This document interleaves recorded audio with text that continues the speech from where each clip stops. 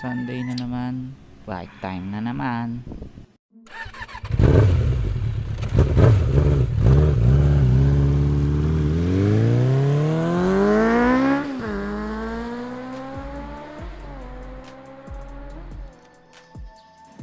Yon, may bago na naman tayong piyesang i-install sa ating Honda RS 150. Siyempre, galing to sa Shopee Motorcycle Parts. Lahat na yata na kailangan natin nasa Shopee na. So, ito ay may review at siyempre unboxing muna tayo. And tapos later on, siyempre installation. So, ito yung laman ng box sa chain set. Separate stores mo ang mapagbibilan niya nito. Ito yung o-ring type na RK chain. Ito yung TSR Sprocket pang TMX 155. Ayan yung rear, so black. Galing ako sa SSS na gold. Ito yung chain cutter kasi 140 links itong nabili ko. Babawasan natin to mamaya. So baklasin na natin itong rear mugs para makuha natin yung rear sprocket. So dito gumamit tayo ng 17 wrench, and there you go.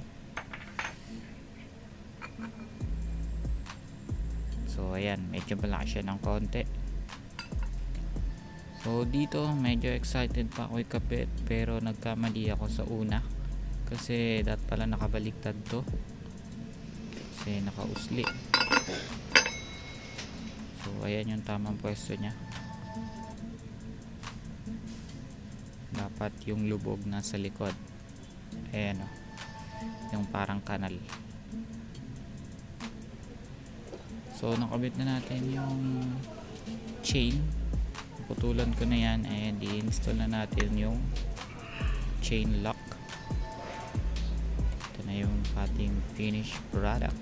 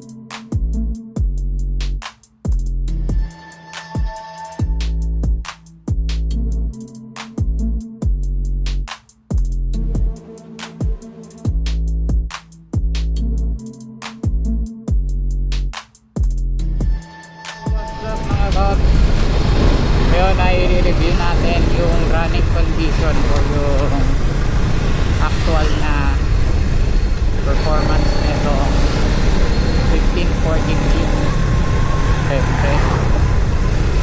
using bago nating arcade chain na o-ring.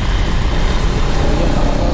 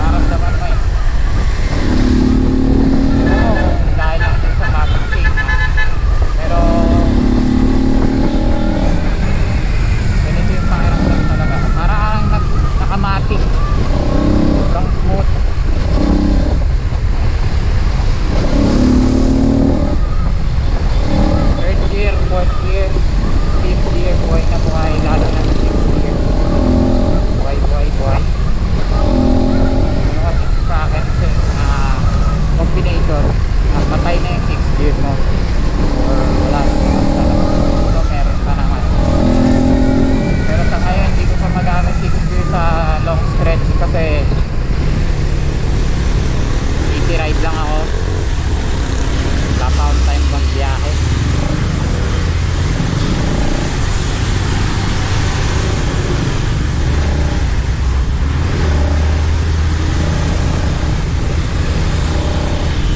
Kaya di natin masubukan yung pinaka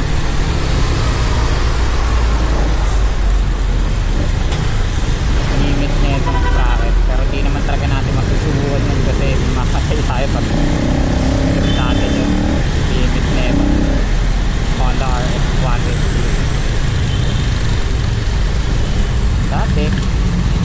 Oh shit,